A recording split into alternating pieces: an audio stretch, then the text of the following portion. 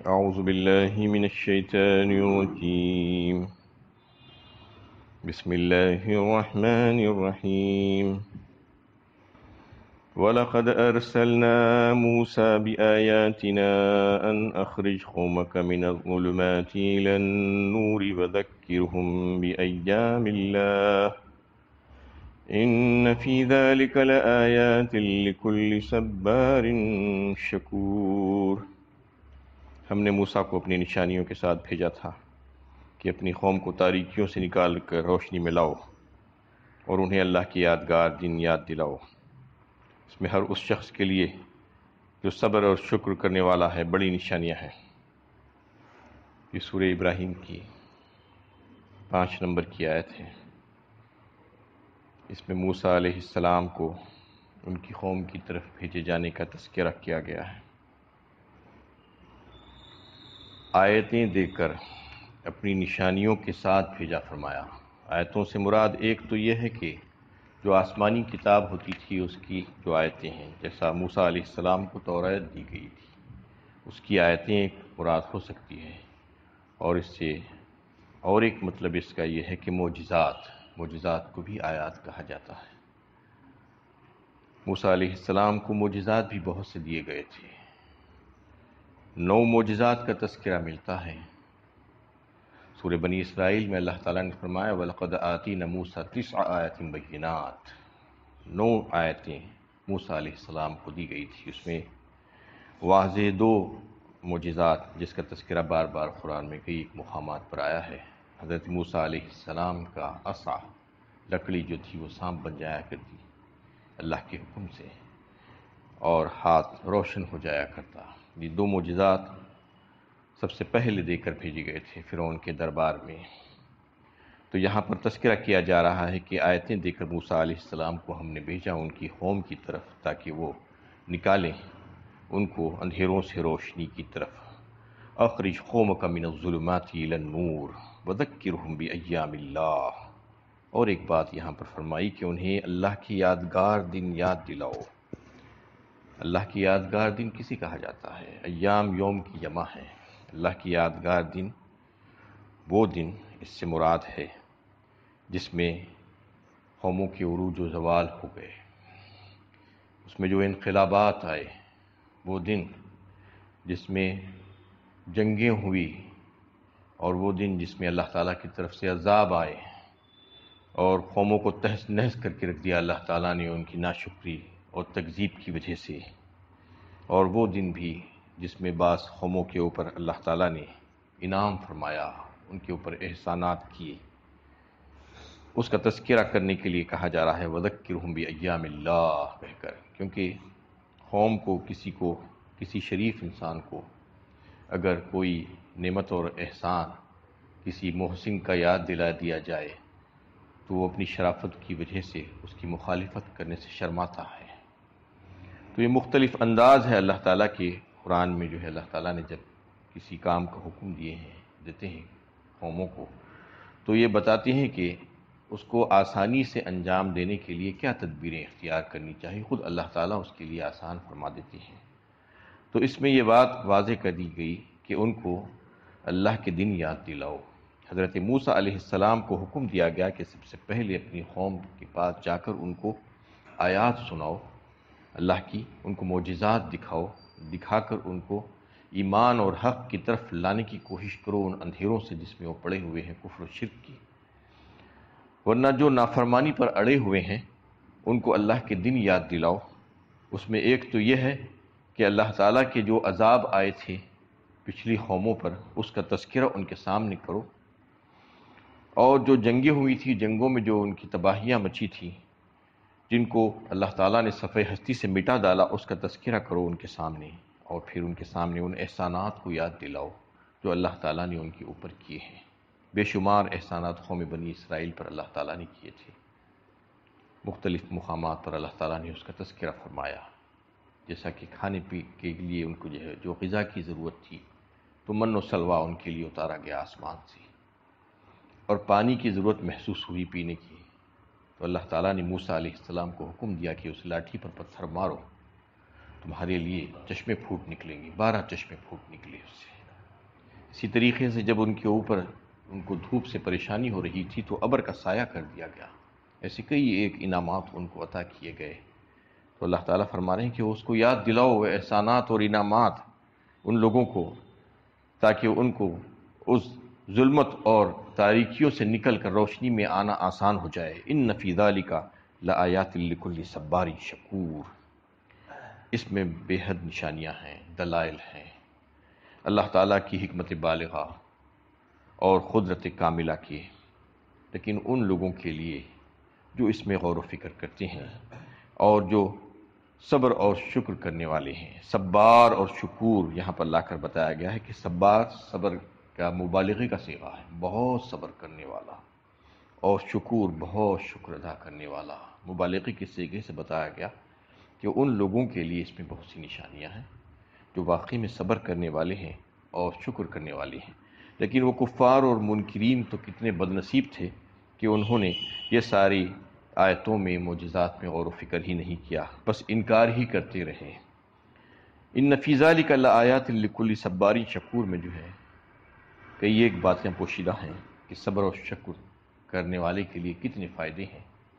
اللہ کے نبی صلی اللہ علیہ وسلم نے ایک حدیث میں فرمایا، جسے بہقی نے روایت کیا ہے حضرت انس رضی اللہ تعالیٰ عنہ کی روایت سے، کہ فرمایا کہ ایمان کے دو صیغے ہیں، صبر اور شکر. انہیں نصف صبر ہے تو نصف شکر ہے. حضرت عبداللہ ابن مسعود نے فرمایا کہ آدھا ایمان صبر ہے، آدھا ایمان صبر ہے. اور ایک حدیث مسلم شریف کی حدیث ہے اور مسند احمد نے بھی اس کو لیا ہے. حضرت صہیب رضی اللہ تعالیٰ عنہ نے اس کو روایت کیا ہے. فرمایا رسول اللہ صلی اللہ علیہ وسلم نے کہ مومن کا حال بھی بڑا عجیب ہے، اس کے لیے خیر اور بھلائی بہتری ہی ہے ہمیشہ، ہر موقع پر، یعنی ہر حالت میں اس کے لیے خیر اور بھلائی ہے. دو ہی حالتیں ہیں انسان کی، جیسا کہ فرما دیا گیا کہ ایک تو صبر ہے، دوسرا شکر ہے. جب اللہ تعالیٰ نعمتوں سے نوازتے ہیں، عزت اور دولت سے سرفراز فرما دیتے ہیں کسی بندے کو، بندے مومن کو، تو وہ اللہ کا شکر ادا کرتا ہے. اس پر اللہ کا شکر ادا کرنے کی وجہ سے آگے آیت میں بات آ رہی ہے کہ اللہ تعالیٰ اس کو دوام دے دیتے ہیں، وہ نعمتوں کو جو ہے مستقل کر دیتے ہیں اور وہ نعمتوں میں مزید اضافہ کیا جاتا ہے اس کے شکر کرنے کی وجہ سے.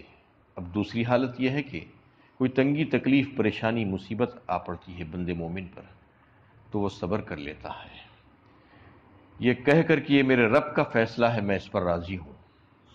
روتا چلاتا نہیں ہے، تو وہ تکلیف اور پریشانی اس کے لیے جو ہے راحت بن جاتی ہے، اس کی بے چینی کو دور کر دیتی ہے. جو وہ اللہ سے رجوع کر لیتا ہے تو صبر کی حالت بھی اس کے لیے بہتر ہے. اور پھر اس کے ساتھ کیا فائدہ ہوتا ہے؟ دنیا کا فائدہ اور آخرت کا فائدہ. ایک تو دنیا میں اللہ تعالیٰ اس کو سکون دے دیتے ہیں، اس کی بے چینی کو ختم کر دیتے ہیں. ان اللہ مع الصابرین فرمایا اللہ تعالیٰ نے، بے شک اللہ تعالیٰ صبر کرنے والوں کے ساتھ ہے. یعنی جب اللہ تعالیٰ کی معیت کس کو نصیب ہو جائے تو پھر اس کو پریشانی کس بات کی؟ اللہ تعالیٰ اس کے سارے مسائل حل کر دیں گے خود بخود، اس کو پریشان ہونے کی ضرورت ہے ہی نہیں. یہ اللہ کا وعدہ ہے، انما یوفی الصابرون اجرہم بغیر حساب فرمایا ایک مقام پر. اور پھر آخرت کے وعدے تو بے شمار ہیں ایسے لوگوں کے لیے جو ان تکالیف پر اللہ کے لیے صبر کر لیتے ہیں، تو پھر بے حد و حساب اجر ان کو عطا کیا جائے گا، کوئی حساب نہیں ہے آخرت میں. اور پھر ان کے لیے بہترین درجات شکر کرنے والے کے لیے بھی اور صبر کرنے والے کے لیے بھی. وَنَبْلُوكُمْ بِالشَّرِّ وَالْخَيْرِ فِتْنَةً فرمایا اللہ تعالیٰ نے، آزمائیں گے ہم تمہیں شر اور خیر دونوں سے، فتنے میں ڈال کر آزمائش تمہاری ہوگی. یعنی دنیا میں سب کی آزمائش ہو رہی ہے، کبھی دے کر آزماتے ہیں تو کبھی لے کر آزماتے ہیں. کبھی دیتے ہیں تو دیکھنا چاہتے ہیں کہ بندہ شکر گزار ہوتا ہے نہیں، یا اتراتے پھرتا ہے، اور جب لیتے ہیں تو جب بھی آزماتے ہیں کہ صبر کرتا ہے یا نہیں کرتا ہے، یا روتا چلاتا ہے. یہ دونوں حالتوں میں جو ہے آزمائش. وَنَبْلُوكُمْ بِالشَّرِّ وَالْخَيْرِ فِتْنَةً سورہ انبیاء 17ویں پارے میں اللہ تعالیٰ نے اس کا ارشاد فرمایا. وَإِذْ قَالَ مُوسَىٰ لِقَوْمِهِ اذْكُرُوا نِعْمَةَ اللَّهِ عَلَيْكُمْ إِذْ أَنجَاكُم مِّنْ آلِ فِرْعَوْنَ يَسُومُونَكُمْ سُوءَ الْعَذَابِ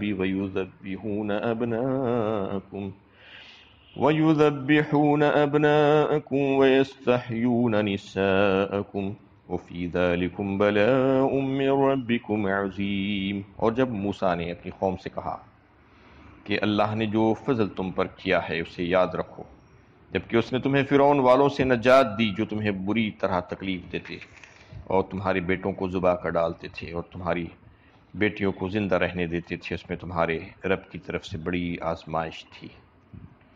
یہ فرعون کی قوم کا حال اللہ تعالیٰ بیان فرما رہے ہیں اور کہیں کہ موسیٰ علیہ السلام کو اللہ تعالیٰ نے اس قوم میں مبعوث فرمایا تو ان کی برکت سے اللہ تعالیٰ نے ان کے ساتھ جو ظلم و زیادتی ہو رہی تھی وہ ظلم و زیادتی کو ختم کر دیا۔ تو کہا جا رہا ہے کہ جا کر کہو ان لوگوں سے کہ اللہ تعالیٰ نے کیسا احسان کیا تمہارے اوپر، جبکہ قوم فرعون تمہارے بیٹوں کو قتل کر ڈالتے تھے پیدا ہوتے ہی اور تمہاری بیٹیوں کو زندہ رکھ کر چھوڑتے تھے، لیکن اللہ تعالیٰ نے تم پر احسان کر کے ان کا وہ رسم ختم کروایا۔ وَفِي ذَلِكُمْ بَلَاءٌ مِّن رَّبِّكُمْ عَظِيمٌ، یہ بہت بڑی آزمائش تھی تمہارے رب کی طرف سے اس میں۔ وَإِذْ تَأَذَّنَ رَبُّكُمْ لَئِن شَكَرْتُمْ لَأَزِيدَنَّكُمْ وَلَئِن كَفَرْتُمْ إِنَّ عَذَابِي لَشَدِيدٌ، اور جب تمہارے رب نے خبردار کیا تھا کہ اگر تم شکر کرو گے تو میں تمہیں مزید دوں گا اور اگر ناشکری کرو گے تو یاد رکھو میری سزا بڑی سخت ہے۔ اس میں اللہ تعالیٰ نے فرما دیا، اعلان فرما دیا اور اطلاع دے دی اپنے بندوں کو، کہا کہ اگر تم میرے احسانات اور میری نعمتوں اور انعامات کو پانے کے بعد اس کا شکر ادا کرو گے، میری نافرمانی نہیں کرو گے۔ شکر کا مطلب یہ ہے کہ نعمت دینے والے کو پہچانے کہ یہ نعمت مجھے کس نے دی ہے، سوائے اللہ کے اور کوئی دے ہی نہیں سکتا۔ سب سے پہلے منعم کو جانے اور پہچانے کہ یہ نعمت جو ملی ہے صرف اور صرف اللہ کے فضل و کرم سے ملی ہے، یہ میرا ذاتی کمال اس میں کچھ بھی نہیں ہے۔ ایسے بہت سے لوگ ہیں جن کو یہ نہیں ملی ہے۔ سب سے پہلے اس بات کا اقرار کرے اور اعتراف کرے، اس کے بعد اس کو اللہ تعالیٰ کی مرضیات پر خرچ کرے، نعمت دینے والی کی مرضیات جانے اور اس پر خرچ کرے، اس کی نافرمانی میں اور اس کے ناجائز کاموں میں خرچ نہ کرے۔ یہ اصل میں شکر ہے۔ صرف اللہ تیرا شکر بولنے سے چل جانے والا نہیں ہے۔ شکر کرنے کا عملی طریقہ یہی ہے کہ سب سے پہلے جانے کہ یہ نعمت مجھے کس نے دی ہے اور اس بات کا اقرار کر لے کہ یہ نعمت دینے والی ذات اللہ تعالیٰ کی ہے اور اللہ تعالیٰ مجھ سے کیا چاہتا ہے، وہ ان کاموں میں، ان چیزوں میں، ان نعمتوں کو خرچ کرے، چاہے وہ دولت ہو، چاہے وہ صحت ہو، چاہے اور کوئی صلاحیت ہو۔ سب کی سب نعمتیں ہیں اللہ تعالیٰ کی، انسان کے اوپر اللہ تعالیٰ نے نچھاور کی ہے، تو ان نعمتوں کو اللہ تعالیٰ کی مرضیات پر خرچ کرے، اس کی نافرمانی میں نہیں، اس کی معصیت میں نہیں اور ان گناہ کے کاموں میں نہیں خرچ کرنا، یہ اصل شکر ہے۔ تو اللہ تعالیٰ فرما رہے ہیں کہ اگر بندہ جو ہے مجھ سے نعمتیں لینے کے بعد اس کا شکر ادا کرتا ہے تو میرا وعدہ ہے لَأَزِيدَنَّكُمْ، ضرور میں اس کو جو ہے اس میں اضافہ کروں گا۔ تو اضافے کا مطلب کیا ہے؟ ایک تو یہ ہے کہ اس کی مقدار میں اضافہ ہو جائے گا، آج جتنا تھا اس سے بہت زیادہ دے دیں گے بعد میں، شکر کرنے کی وجہ سے مزید اس میں اضافہ۔ اور ایک اس کا مطلب یہ بھی ہے کہ اس کو دوام بخشیں گے، ہمیشہ قائم رہ جائے گی وہ نعمت، جائے گی نہیں آپ کے پاس سے۔ یہ جو ہے اس کا انعام ہے کہ اللہ تعالیٰ فرما رہے ہیں کہ تم کو مزید دوں گا میں، تم اگر شکر ادا کرو گے، اور اگر ایسا نہیں کرو گے اس کے برخلاف وَلَئِن كَفَرْتُمْ، ناشکری کرو گے اور نعمتوں کی ناقدری کرو گے، نعمتیں پانے کے بعد من مانی کام کرو گے، میری نافرمانی میں اس کو خرچ کرو گے اور ناجائز اور حرام کاموں میں اس کو لٹاؤ گے، جیسا کہ آج بہت سے ایسے مواقع پر دیکھنے میں ملتا ہے کہ لوگوں کو اللہ تعالیٰ نے بہت سی نعمتیں دے کر رکھی ہیں، وہ نعمتوں کو ایسے ہی لٹا رہے ہیں من مانی، اور اگر ان سے جب کہا جاتا ہے کہ ایسا کیوں کر رہے ہو تو کہتے ہیں کہ یہ ہمارا مال ہے، یہ ہماری چیزیں ہیں، ہم اس کو جیسے چاہیں اختیار کریں۔ نہیں، آپ نہیں کر سکتے۔ سمجھ لیجئے کہ آپ کے لیے عذاب تیار ہے اگر آپ ایسا کریں گے، تو یہ اللہ کی دی ہوئی نعمتیں ہیں اور احسانات ہیں، اس کو اگر اس کے خلاف استعمال کرو گے، اس کی مرضیات کی۔ وَلَئِن كَفَرْتُمْ إِنَّ عَذَابِي لَشَدِيدٌ، فرما دیا گیا کہ عذاب شدید سے دوچار کر دیے جائیں گے، سخت عذاب سے۔ یعنی اس میں کوئی بھی چیز ہو سکتی ہے، اللہ تعالیٰ کی نافرمانی کی کوئی بھی صورت ہو سکتی ہے، اللہ تعالیٰ کے جو احکامات ہیں فرائض و واجبات اس میں کوتاہی، یا اللہ تعالیٰ کی دی ہوئی دولت اور مال اور دیگر چیزیں اور اولاد اور صحت اور دیگر صلاحیتیں، ان سب کو اگر اللہ کی نافرمانی میں خرچ کریں گے تو عذاب شدید سے دوچار کر دیے جائیں گے۔ اس میں نعمتوں کے ملنے کے بعد اگر شکر کرو گے تو مزید دیا جائے گا، ضرور بضرور فرمایا گیا لَأَزِيدَنَّكُمْ، لیکن اگر تم ناقدری کرو گے تو لَأُعَذِّبَنَّكُمْ نہیں کہا گیا کہ ضرور عذاب دیے جائیں گے، کیونکہ اگر شکر کرو گے تو وہ تو ضرور تم کو نعمتیں اور مزید مل جائے گی، لیکن اگر شکر نہیں بھی کرو گے اور اگر اس کی نافرمانی میں لگا دو گے تو بھی اللہ تعالیٰ فوراً عذاب نہیں دیں گے۔ یہ اللہ تعالیٰ کی صفت رحمانیت ہے، بڑے شفیق مہربان ہیں، مہلت دیتے ہیں لوگوں کو، فوراً نہیں پکڑتے۔ جو نافرمانی کرتے رہتا ہے لیکن اس کے باوجود بھی اس کو موقع ملتا ہے، مہلت ملتی ہے، تو یہ سمجھ لینا چاہیے کہ مہلت ملی ہوئی ہے، میری نافرمانیوں کے باوجود بھی اللہ تعالیٰ کی عطائیں جاری ہے، تو فوراً اپنا محاسبہ کر کے اپنی اصلاح کرنی چاہیے، کیونکہ مہلت عمر کب تک ہے باقی پتہ نہیں۔ اس لیے اللہ تعالیٰ نے یہاں پر یہی نہیں کہا کہ فوراً اس کو عذاب میں جکڑ دیا جائے گا، بلکہ کہا گیا کہ اس کو عذاب دیا جائے گا، سخت عذاب۔ یہاں پر اگر یہاں پر نہیں تو پھر آخرت میں تو عذاب ہے ہی اس کے لیے۔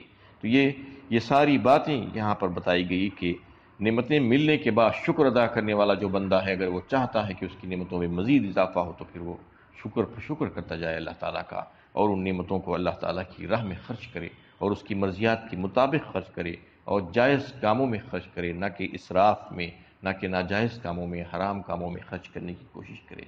اور نعمتوں کا شکر ادا کرنا اور قدر کرنے کے بارے میں ایک جو ہے حدیث میں اللہ کے نبی صلی اللہ علیہ وسلم صحیح مسلم کی حدیث سے فرمایا، عورتوں کو میں بہت سی عورتوں کو جہنم میں دیکھتا ہوں، بہت سی عورتوں کو میں جہنم میں دیکھتا ہوں، یہ اس وجہ سے کہ وہ شوہروں کی ناشکری کرتی ہیں۔ ایسی عورتوں کی عام طور پر عادت ہوتی ہے، ساری عورتوں کی نہیں لیکن عام طور پر، کہ سب کچھ لیتی ہے شوہروں سے، لیکن اس کے باوجود اگر ذرا سی تکلیف ہو گئی تو فوراً شکایت کر دیتی ہے اور ناشکری کر دیتی ہے۔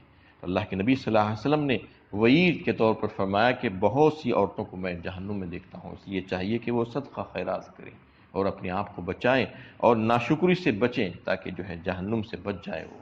تو اس میں جو ہے ان تمام لوگوں کے لیے پیغام ہے جو نعمتوں کے پانے کے بعد ناشکری کرتے ہیں اللہ تعالیٰ کی، اور نافرمانی میں اپنی ساری صلاحیتوں اور اللہ تعالیٰ کی دی ہوئی نعمتوں کو استعمال کرتے ہیں، تو ان کو ڈرنا چاہیے کہ وہ نعمتیں چھن نہ جائے اور وہ نعمتوں کے بجائے ان کو جو ہے عذاب میں جکڑ دیا نہ جائے۔ اللہ تعالیٰ سے دعا ہے کہ اللہ تعالیٰ ہمیں صحیح علم و عمل کی توفیق عطا فرمائے۔